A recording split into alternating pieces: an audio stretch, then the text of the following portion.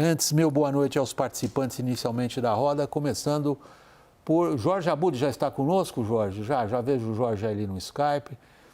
Teremos também o deputado Lupion, presidente da Frente Parlamentar da Agricultura, Daniel Hittner de Brasília no nosso estúdio, a recém-chegada à bancada correndo do Prime, como sempre, Thaís toda a calma do Herédia. mundo.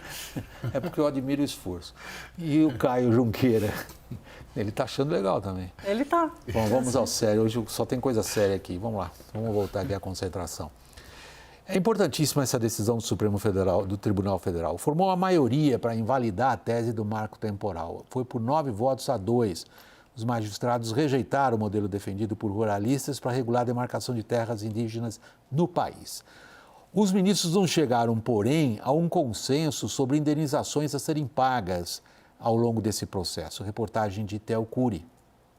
O voto que fez com que o Supremo formasse maioria foi de Luiz Fux. O ministro lembrou que a tese do marco temporal não está prevista na Constituição brasileira. Ainda que não tenham sido demarcadas, essas terras ocupadas devem ter a proteção do Estado. As áreas ocupadas pelos indígenas e aquelas áreas que guardam ainda uma vinculação com a ancestralidade e a tradição dos povos indígenas, ainda que não estejam demarcadas, elas têm a proteção constitucional. A maioria dos ministros seguiu o relator, Edson Fachin, que defendeu ainda em 2021 que a proteção constitucional aos direitos dos povos originários sobre as terras não depende da existência de uma data específica.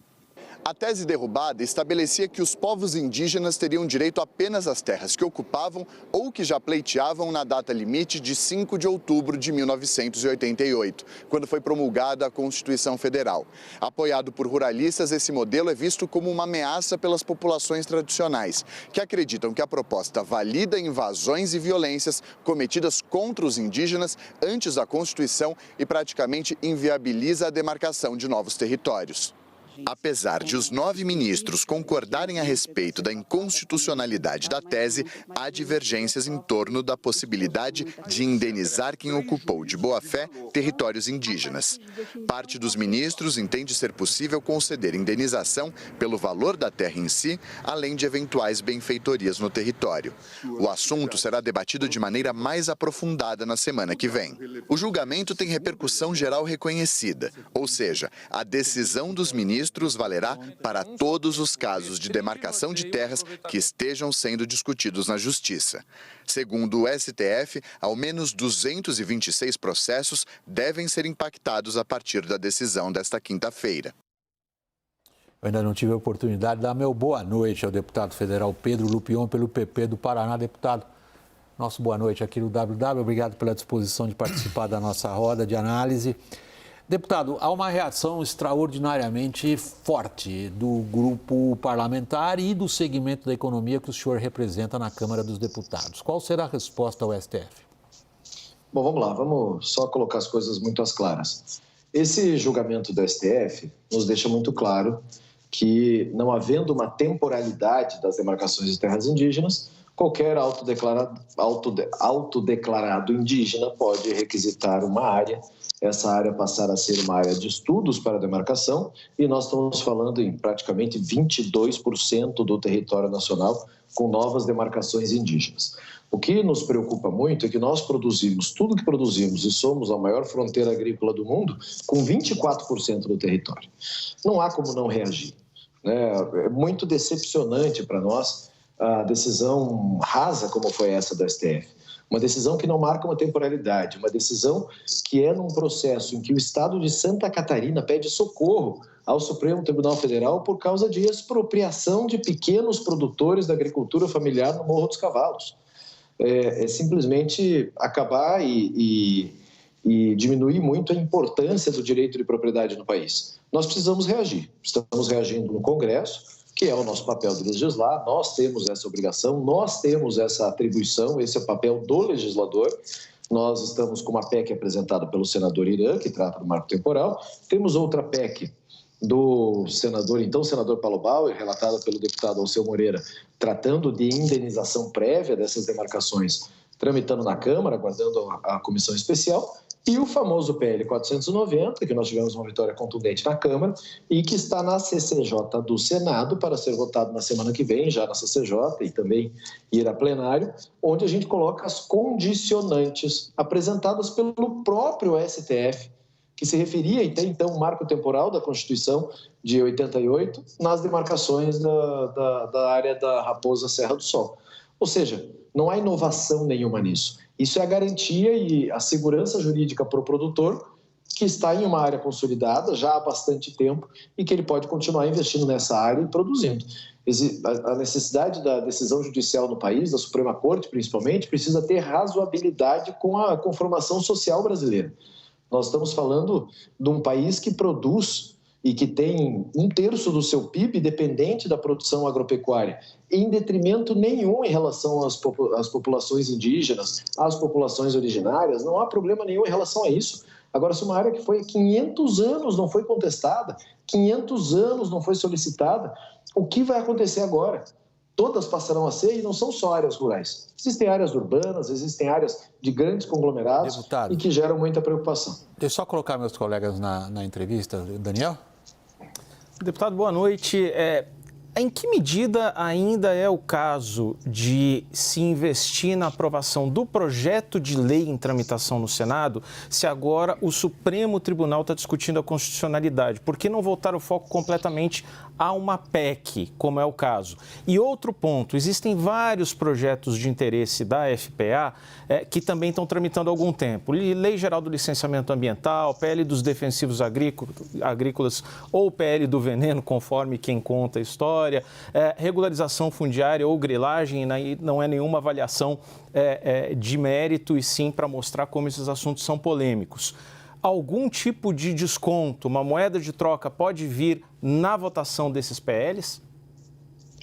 Vamos lá, desculpa, caiu minha imagem aqui. Vamos lá. Essas votações e esses PLs foram todos aprovados pela Câmara dos Deputados e estão hoje no Senado. É de se dizer que o deputado Arthur Lira, atual presidente da Câmara dos Deputados, foi e é um excepcional parceiro da nossa Frente Parlamentar da Agropecuária. Conseguimos literalmente limpar a pauta na Câmara e isso foi para o Senado. Por isso que o 490 hoje está no Senado e eu não vejo por que não terminar a sua tramitação e aprová-lo lá no Senado. Temos os votos para isso. A capacidade legislativa, a competência legislativa, aliás, é do Congresso Nacional e, caso haja alguma contestação quanto à aprovação da lei, outro rito, outro processo, outro questionamento judicial no STF que a gente sabe que leva bastante tempo.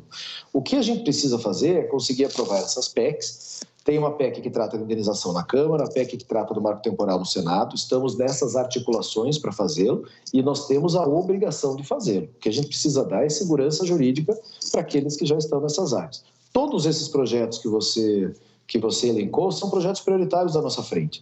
Um novo marco legal de pesticidas para modernizar o nosso sistema de registro de produtos, que os nossos concorrentes têm moléculas muito mais modernas, menos poluentes, menos danosas à saúde, que nós não podemos usar por pura burocracia aqui no Brasil. Nós temos a questão do licenciamento ambiental, que nós precisamos modernizar a legislação do licenciamento ambiental para poder fazer grandes obras de infraestrutura e investimentos grandes no país, como é o caso da Ferrogrão, da 163, da rodovia que vai ligar a costa do Pacífico com a costa do Atlântico, ou seja, investimentos que são importantes para o país e que a gente tem a obrigação de tramitar também no Congresso. São todas pautas polêmicas. Se fosse um trabalho fácil, não haveria necessidade de ter uma frente parlamentar com mais de 340 integrantes e com uma boa articulação e capacidade técnica para tramitar esses temas no Congresso. O deputado, o senhor prevê aumento de violência no campo? Eu ouvi muito isso de vocês. Até que ponto isso é real? Ou isso, com todo respeito, é mais uma, vamos dizer, seria uma retórica ali de discurso de falar, poxa, não mexo com isso que vai dar problema. Ou é real? Pode aumentar a violência, deve aumentar a violência no campo em razão da decisão? Eu, infelizmente, me preocupo muito com isso. Me preocupo demais. Me preocupo porque hoje o produtor rural sabe que ele tem a Constituição e ela tem que ser defendida. Infelizmente, ela tem sido muito questionada ultimamente, mas a Constituição tem que ser defendida. E na Constituição existe o direito à propriedade e o direito à legítima defesa. Movimentos ditos sociais e invasões de sem terras e tal geraram muita violência no campo durante muito tempo, algo um pouco mais controlado. nesse período, mas nós temos vários problemas sérios de invasões de propriedades por grupos ditos indígenas, como já está acontecendo no sul da Bahia. Hoje mesmo, depois de formar a maioria no STF, aqui em Guaíra, no Paraná, houve uma invasão de propriedades por índios brasiguaios, né, que estão lá no Paraguai e no Brasil. E, gente, você está lá com a tua família, você tem uma pequena propriedade. Aliás, as matérias que eu vi sobre aqui Terra Roxa e Guaíra, aqui no Paraná, propriedades com, no máximo, 10 animais, agricultura de subsistência. Você não vai defender a tua propriedade? Não vai defender a tua família? Isso me preocupa e me preocupa demais. É óbvio que a nossa orientação para todo o produtor rural do Brasil é que não faça nenhuma bobagem, que possa efetivamente buscar a lei para se defender. O problema é que as mensagens que eu recebo, e recebi hoje durante todo o dia, é a turma jogando a toalha, dizendo que não consegue mais acreditar depois de uma decisão completamente equivocada, reafirmo, completamente equivocada da nossa Suprema Corte, os que têm que defender a nossa Constituição, invadindo atribuições de outro poder. Isso gera muita frustração e a gente precisa efetivamente dar um alento para os nossos produtores. Deputado federal Pedro Lupion, pelo PP do Paraná, presidente da Frente Parlamentar da Agropecuária. Nosso muito obrigado e boa noite aqui do WW, deputado. Eu agradeço, muito obrigado pelo espaço, debate extremamente importante e, mais do que isso, muito preocupante aí para a próxima semana. Obrigado mais uma vez, deputado, novamente boa noite. Vamos prosseguir na nossa conversa, agora vamos colocar nela o advogado, professor de Direito Constitucional do IDP, Jorge Abud. Jorge Abud, boa noite, obrigado pela disposição em participar. Nós acabamos de ouvir de um político com uma função de muita relevância na Câmara dos Deputados, que foi agora há pouco o deputado Pedro Lupion. Ele preside a Frente Parlamentar da Agropecuária, ele tem um peso enorme. E ele faz uma acusação severa ao papel do STF, independentemente do mérito da questão. Ele diz que o STF está usurpando, as palavras não foram dele, são minhas, estou interpretando as palavras dele, está usurpando as competências de outro poder, no caso legislativo. Agora, Jorge, você como professor de Direito Constitucional, comentaria de que maneira? William, eu comentaria fazendo uma divisão em duas partes para ser o mais didático possível ao público leitor. A primeira coisa, o Supremo, a função dele é controlar os atos dos demais poderes. Então, basicamente, o Supremo não consegue realizar as atribuições dele sem, em alguma medida, impactar ou não nos demais poderes. A função do Supremo, por exemplo, é controlar a constitucionalidade das leis ou das omissões legislativas do Congresso. Fatalmente, isso impacta nesses poderes. Então, é da atribuição do Supremo o controle dos demais poderes, porque ele é a cúpula do judiciário brasileiro. Esse é um ponto. O segundo ponto, a gente tem que trabalhar com alguns dados. William, a Constituição é de 88. O Congresso, se quisesse exercer essa atribuição, se ela fosse exclusiva do Congresso, o Congresso teve 35 anos para tentar estabelecer alguma regra constitucional ou legal sobre isso. Isso só surgiu agora, quando o Supremo já estava na fase final do julgamento acerca do tema do marco temporal. Seria, vamos dizer assim, essas duas etapas que eu iniciaria a explicação sobre o que aconteceu hoje em relação ao Supremo. Daniel, você quer prosseguir? Eu queria fazer uma pergunta para o Jorge Abud. Como a gente viu na nossa reportagem inicial, ainda ficou para a semana que vem a questão da modulação da decisão ali sobre o marco temporal. O ministro Alexandre de Moraes foi por um caminho, o ministro Cristiano Zanin foi por outro, eles representam ali duas alas. Moraes defende que antes da demarcação de novas terras haja o cálculo da indenização e o pagamento. Zanin concorda com o pagamento, com a indenização, mas acha que isso pode ser feito paralelamente ou depois. No seu entendimento, Jorge, qual que é a melhor forma de tratar o assunto? Vamos lá, Daniel. O Supremo vai fixar essa tese, ou seja, a complementação, a decisão final da tese será estabelecida na semana que vem. Só um pouco antes disso, assim, o que o Supremo decidiu é que não há o marco temporal. Ele só falou isso. O Supremo em nenhum momento disse que os 500 anos de posse de terra das pessoas está colocado em risco de uma hora para outra. O Supremo somente não aceitou como constitucional a tese que defendia que somente se comprovasse a posse no exato instante da promulgação da Constituição que as comunidades indígenas poderiam requerer a titularidade das terras em disputa.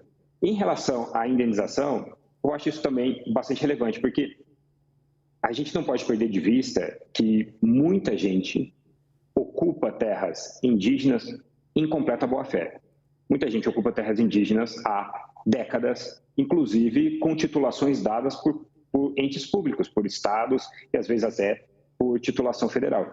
Então, na minha visão, o melhor caminho vai ser a possibilidade de estabelecer alguma indenização em relação à perda dessas terras.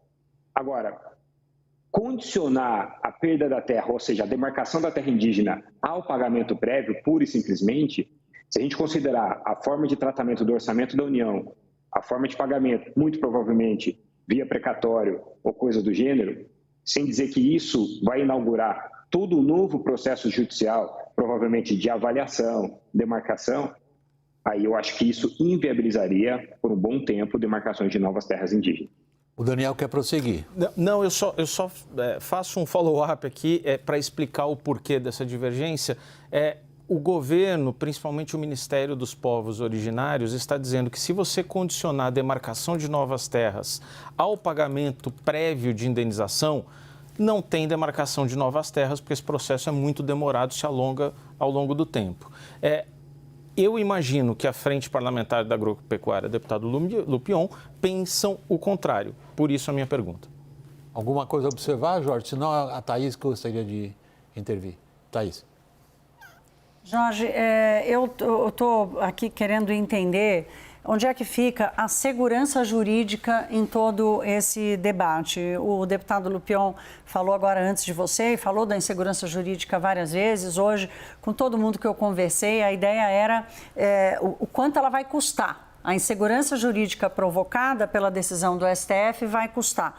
Vai custar para aqueles que já estão nas terras, vai custar para estados, vai custar para a própria União. É impossível fazer esse cálculo. Uma previsão de um processo de judicialização que pode levar mais outras 3 décadas, desde contando aqui o tempo da promulgação da Constituição. Então, queria te ouvir um pouco isso, assim, onde é que fica o equilíbrio para que o STF, mesmo que seja esse modulador que você descreveu aqui no começo, não seja também o ente que provoca mais insegurança jurídica no país? Perfeito, Herédia. A questão da segurança jurídica, que é um valor constitucional e tem que ser observado em todas as decisões do Supremo, é que ela tem 2 perspectivas aqui. De fato, a eventual indenização, as eventuais novas demarcações de terra, claro que isso vai gerar alguma insegurança jurídica para os possuidores dessas áreas e, como eu havia dito na resposta anterior, boa parte desses possuidores de boa-fé. Mas, se o Supremo admitisse o marco temporal, a gente teria um problema de insegurança jurídica muito maior. Porque a gente poderia ter comunidades indígenas que perderiam para todo sempre, por completo, o acesso às suas terras e a possibilidade de manutenção dos seus hábitos, costumes e cultura. Então, a segurança jurídica também foi preservada. É que foi preservada pela ótica da minoria mais vulnerável nessa disputa que existe hoje. Porque a indenização que pode ser feita para proprietários, e deve ser feita, e eu digo que isso é o correto, em contrapartida, a questão dos povos indígenas, a perda da terra histórica deles, ela tem um problema, isso foi tratado pelo Supremo, não é um problema que se resolve pura e simplesmente de forma patrimonial. A gente tem um problema da questão dos direitos cosmológicos, né, da transcendentalidade ligada a essa terra, que é, vamos dizer assim, a essência do que caracteriza aquela população como indígena. Bom, professor, vamos supor a seguinte situação, o Congresso Nacional avança e isso é bem factível numa PEC estabelecendo parâmetros diretamente opostos ao que o Supremo decidiu. O que acontece? Cara, tem várias possibilidades, mas vou trabalhar a mais plausível. O Supremo decidiu pela inconstitucionalidade do marco temporal.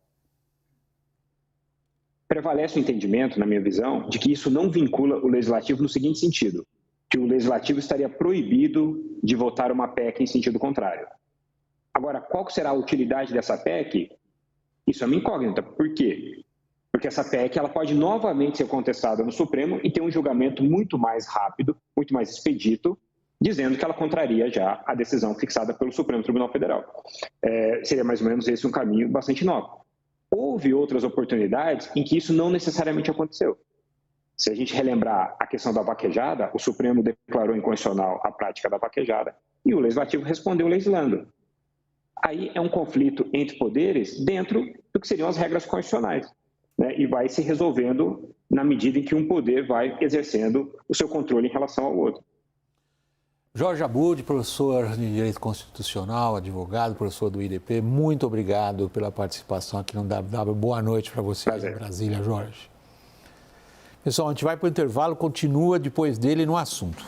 Até já.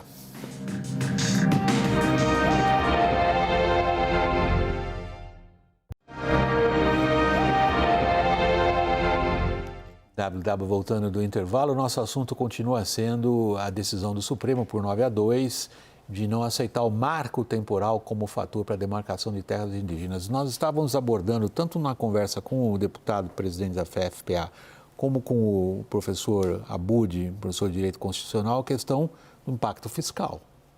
Você já teve a oportunidade de ter uma ideia? A sua pergunta para ele foi nessa direção. A pergunta tem a ver por causa da insegurança jurídica, que vai tanto do setor público quanto do setor privado, né? Quem tem a receber e quem tem a pagar. E eu conversei hoje com muita gente que já passou por várias cadeiras no governo, tomando conta de orçamento, de caixa e tudo mais, para entender. Eu falei, escuta, vocês estão indo buscar, onde é que vocês buscariam essa resposta? Até que eu recebi uma resposta de dentro da equipe econômica que eu achei sensacional. Cada dia com essa agonia, essa ainda não chegou. Exato. Cada dia com essa agonia, essa ainda não chegou. Eu achei a resposta perfeita. E outras pessoas que já ocuparam cadeiras tomando conta do orçamento disseram que ainda está muito cedo. Primeiro porque falta modulação, né, para imaginar o que vai ser papel, para determinar o que vai ser papel do Estado e dos estados e o que vai ser papel da União. Há dúvida, inclusive, de como vai ser feita essa diferença, porque a judicialização, me disse mais cedo um advogado trabalhista, advogado ligado às questões agrárias, a judicialização pode ser, inclusive, sobre a competência, o reconhecimento da competência. Não, eu não quero brigar com o Estado. Essa terra não é com o Estado que eu quero brigar com a União. Então, tem uma frente aí de questionamentos. Para conseguir entender assim, o que seria, mais ou menos, assim, olhando para questões agrárias, né, quanto que o governo brasileiro, o governo federal, a União, gasta hoje com indenizações ou pagamentos ou compras de terra para a reforma agrária? Eu não me lembro do número, mas eu sei que ele é ridículo. Este ano, menos de 34 milhões de reais foram gastos para esse objetivo. Assentar pessoas. Assentar pessoas. Ou fazer pagamento comprando terras ou pagando terras. Imagina pagar uma propriedade produtiva com benfeitorias. Exatamente, com benfeitoria e ainda não se sabe, é a terra nua ou é a benfeitoria? É só a benfeitoria ou é a terra? Não, e em estados, né, em que a terra é mais cara, né? Em que a terra é mais cara. Muito, né? Mas exatamente. Você tem locais aqui no estado de São Paulo, terra vale muito mais do que as benfeitorias. Então, sim, aí que tá. Sim. Mas aí você vai querer brigar com o Estado ou vai querer brigar com a União? Né? Quem vai pagar mais? Né? De onde vai sair o maior dinheiro? E só para completar aqui, o orçamento deste ano do INCRA é de 2,5 bilhões de reais, pouco menos, 2 bilhões e 400 milhões de reais. Isso é 0,03% do orçamento brasileiro. E dos 2 bilhões e 400... não empenhou nem 1 bilhão até setembro. Sim. Sabe o que é interessante? Desculpa, William. Vai, cara. Não, o que eu acho mais interessante nesse debate todo do marco temporal são os imóveis urbanos. Porque tem áreas urbanas, tem áreas dentro de cidades que são passíveis de serem reivindicadas. Porto Alegre é um caso. É Porto Alegre, né? O Caio está levantando a tese de Copacabana. O quê? O Caio está levantando a tese de Copacabana, então? Não, mas aqui em São Paulo acho que já teve alguma decisão também sobre isso, né? Alguma reivindicação, porque a rigor, né? Se a gente pegar o litoral todo nosso, né? Também eram áreas... Deixa eu levar vocês, Daniel e Caio, a questão para o lado político mesmo. A gente ouviu o presidente da FPA, evidentemente num tom bastante belicoso. Mas vamos ao que pode-se ou o que não se pode conseguir do ponto de vista da luta política. Qual é o tamanho do troco que se antecipa aí em Brasília da FPA depois dessa decisão? Ou ainda não caiu a ficha, Daniel? Não, acho que as coisas ainda estão se acomodando, William, mas o placar se desenhou, quer dizer, o placar não esse placar de 9-2, mas a derrota no Supremo já estava desenhada ali há umas 2 semanas, quando na mesma sessão abriu-se ali a vantagem de 4-5-2 contra a tese do marco temporal, né? Então, os movimentos políticos já começaram ali. E o que eu tenho ouvido? O projeto de lei que trata ali das regras do marco temporal e a PEC, o projeto de lei já está mais encaminhado, deve ser votado na semana que vem mesmo. A PEC ainda tem um longo caminho a percorrer, não dá para dar o troco imediatamente. Mas como eu perguntava ao deputado Lupion, e já ouvi isso nos corredores do Congresso, você tem ali uma insatisfação da bancada ruralista com vários outros temas. O marco temporal é um tema muito importante para a bancada ruralista, mas tem outros.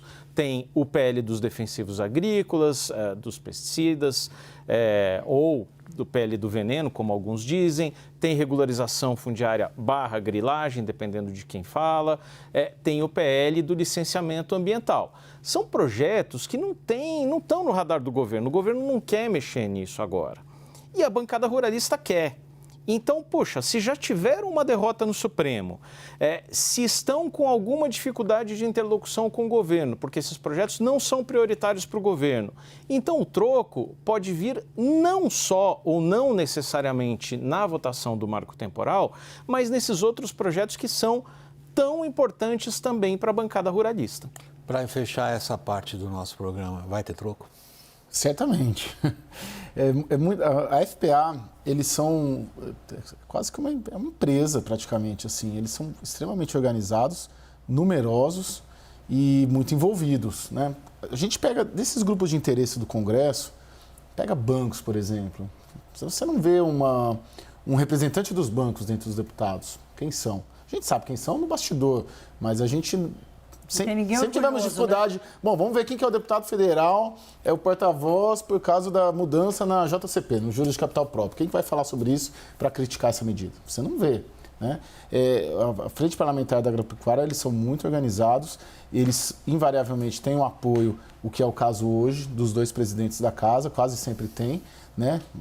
Então, troco certamente haverá, mas vai ficar sempre essa questão. E isso se insere, só para concluir, William, dentro de um contexto maior, de uma leitura que o Congresso vem tendo, principalmente o Senado Federal, de que o Supremo Tribunal Federal tem avançado tal ativismo judicial. Né? Isso voltou muito forte no Congresso. Vamos lembrar que amanhã o Supremo pauta o aborto numa reunião, num julgamento de plenário virtual, sem sustentação oral, um tema também forte, polêmico, que polariza e que não tem uma sustentação oral ali, não tem a TV Justiça transmitindo o julgamento. Né? Muita crítica também em relação a isso. Tem a questão da descriminalização das drogas, que também é um tema que divide a sociedade, né? Que polariza muito. Então, essa decisão do marco temporal, ela se insere num caldo crescente dentro do Congresso Nacional de incômodo e insatisfação do que eles consideram invasão de competência do Judiciário em cima do Legislativo. Bom, William, eu só achei um dado aqui que eu quero, não é corrigir, mas é só acrescentar, porque eu tinha separado aqui, a governança fundiária do INCRA foram 34 milhões, o dinheiro para a aquisição de terras, 1 milhão. Pronto. Fala por si.